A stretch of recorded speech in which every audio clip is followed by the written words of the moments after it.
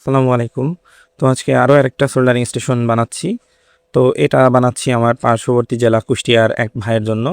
তো উনার অলরেডি মানে দোকান আছে, অনেক বড় একটা শপ। দোকানের নামটা আসলে ভুলে গেছি, উনার সাথে আমার ভিডিও কলে কথা হয়েছিল। তা উনার কাছে কিন্তু 12,000 টাকা দামের সোল্ডারিং স্টেশন রয়েছে, তারপরেও উনি আমার এখান থেকে বানিয়ে নিচ্ছে। তো ওনার সাথে কথা হলো, ওনার দোকান দেখলাম, অনেক বড় একটা টেলিকম দোকান, কিন্তু নামটা আসলে ভুলে গেছি। কুষ্টিয়া কামারখালী সম্ভবত, যাই হোক। তো ওনার জন্য এটা বানাচ্ছি আজকে। তো ভাবলাম আপনাদের মাঝে এটাও শেয়ার করি, ব্যস্ততার কারণে ভিডিও আসলে করা হচ্ছে না, অনেক কাজ পেন্ডিংয়ে রয়েছে। তো এটা বানাচ্ছি ভাইয়ের জন্য।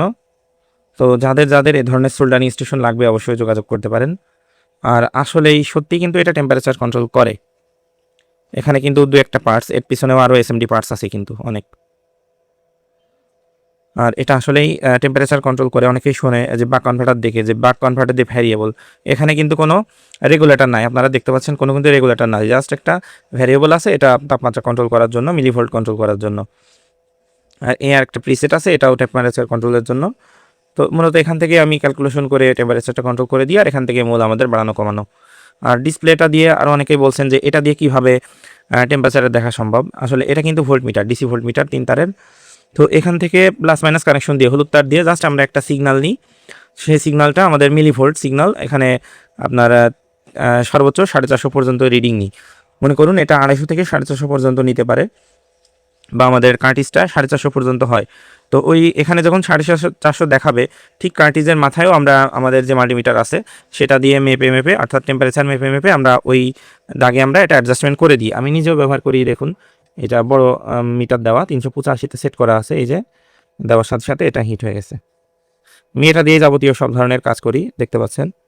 এই যে আমার সোল্ডারিং স্টেশন, আবার স্ট্যান্ডে রেখে দিলে কিন্তু বন্ধ। দেখুন আপনাদের ভালোবাসায় কতগুলো আমি বানিয়েছি। তো যাই হোক, এটার একটু ওয়্যারিংয়ের কাজ বাকি আছে, তো এটা আপনাদের মাঝে শেয়ার করব। তো বন্ধুরা, আমি শুধু সার্কিটটাও কিন্তু সেল করি আপনাদের জন্য। অনেকের কাছে সেটআপটা বানাইতে পারেন, কিংবা ইয়েটা থাকে যে আমাদের এই আয়রনের যে বিটটা সেটা থাকে, তো তারা চাইলে শুধু সার্কিটটাও নিতে পারেন। আর এখানে আমাদের সার্কিট থেকে মোট এই অবস্থায় 3টা তার বের হয়, একটা আমাদের আউটপুট আর নেগেটিভ পজিটিভ। আর ভ্যারিয়েবল তো সাথে থাকেই।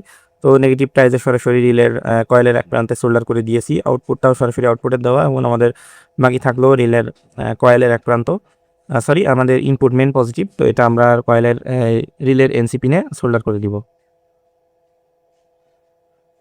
এই হলো আমাদের মোটামুটি কানেকশন। আচ্ছা, আমাদের গ্রাউন্ডটা, এখান গ্রাউন্ড যেহেতু বাক কনভার্টারে গ্রাউন্ড কমন থাকে, সেহেতু গ্রাউন্ড কানেকশনটা এখান থেকে আমরা গ্রাউন্ড কানেকশন কয়েলের এক প্রান্তে নিয়ে নিব। আমাদের কানেকশন মোটামুটি শেষ। তো আমরা এখন টেম্পারেচারটা মেজারমেন্ট করব। তো তার পূর্বে আমরা মিটারের ক্যালিব্রেশনটা করে নিব। তো মিটারের কানেকশনটাও আমরা শেষ করেছি। এখন আমরা 13 ভোল্টেজ ইনপুট করব। আউটপুটে তো আমরা পাচ্ছি আমাদের ফিক্স 9 ভোল্ট। তো এই যে আমি এখন 13 ভোল্টেজ ইনপুট করব ইনপুটে। তো এই যে বন্ধুরা দেখতে পাচ্ছেন আমাদের এখানে 338। তো আমরা সর্বোচ্চটা দেখি। তো আমরা দেখতে পাচ্ছি সর্বোচ্চ আমাদের এখানে 500 আছে। তো এটা আমরা এখন ক্যালিব্রেশন করব। তো আচ্ছা, আমাদের এই স্টেশনটা কাজ করছে কিনা সেটা বোঝার উপায় হলো আমাদের আউটপুটে, অর্থাৎ এই আউটপুটে হাত দেওয়া। এখানে যদি কাজ করে এলইডি জ্বলে, সেক্ষেত্রে আমাদের আউটপুট এলইডি, মানে হাত দিলে যদি এলইডি জ্বলে তাহলে আমাদের এটা কাজ করছে। তো আমার এখন এলইডির আমি আসলে নেগেটিভ কানেকশনটাই দিইনি, এলইডির নেগেটিভ কানেকশনটা দিব এখন। তারপরে আমরা ফাইনাল মেজারমেন্টটা করব। তো বন্ধুরা, আমরা মিটারটা মেজারমেন্ট করে ফেলেছি। তো দেখতে পাচ্ছেন সিগন্যাল পিনে 2টা 10K দিয়ে এখানে 450 করা হয়েছে। আমি লাইটটা অফ করে দিই। তো এই যে আমাদের সর্বোচ্চ, আমরা জানি যে স্টেশনগুলোতে সর্বোচ্চ 450 থাকে। তো সেই জন্য এই যে সর্বোচ্চ 450, এবং সর্বনিম্ন দেখুন, সর্বনিম্ন আমাদের 227, অর্থাৎ 250 মতো। আর এখানে সর্বোচ্চ, এই যে সর্বোচ্চ আমাদের 449-50, এই আর কি। তো আমরা এখন এই যে আমরা মিটারটা ক্যালিব্রেশন করলাম, এই মিটারের সাথে আমরা আয়রনের মাথায় আমরা তাপমাত্রা মেজারমেন্ট করব। তো বন্ধুরা, আমরা অবশেষে টেম্পারেচার মেজারমেন্ট করতে সক্ষম হলাম। তো অনেক টাইম লাগলো, আমি পজ করে রেখেছিলাম যদিও ভিডিওটা। তো এই যে দেখুন, আমি মিটারটা সামনে দেখাই। আমি কিন্তু একদম ফিজিক্যালি এটা মেপে, তারপরে দেখতে পাচ্ছেন এখানে 349, অর্থাৎ 350-তে সেট করা আছে। এখন আমাদের টেম্পারেচার আমরা এই যে মেজারমেন্ট করব। তো দেখুন আমাদের, অর্থাৎ 350-তে সেট করা আছে যেহেতু অ্যানালগ। তো দেখুন 350-তে সেট করলে সর্বোচ্চ কত আসে। তো 350-তে সেট করলে 330, 36, 37, 340, মানে অনেক একদম পারফেক্টই আসে। যেহেতু অ্যানালগ সার্কিট সেহেতু মোটামুটি এটা ভালো অ্যাকুরেট আসে। আর আমি তো এখানে একদম মেপে মেপে টেম্পারেচারটা অ্যাডজাস্ট করি, এজন্য সর্বোচ্চ অ্যাকুরেটটাই আসে। আর এখানে যে আমি 300 350-তে সেট করে বা 400-তে সেট করে যে মেজারমেন্টটা করে দিই, একদম পারফেক্ট তাপমাত্রা, যেহেতু আমি প্রতিবার মেপে মেপে তারপরে এখানে ডিসপ্লেটা শো করিয়েছি। 300 দেখতে পাচ্ছেন, 350-তে সেট করলে মোটামুটি 340 মতো আসে। একটু কমিয়ে রাখাই ভালো, আপনাদের 350-এ কম মনে হলে 360 দিলে ইনশাল্লাহ সব ধরনের কাজ করা যাবে।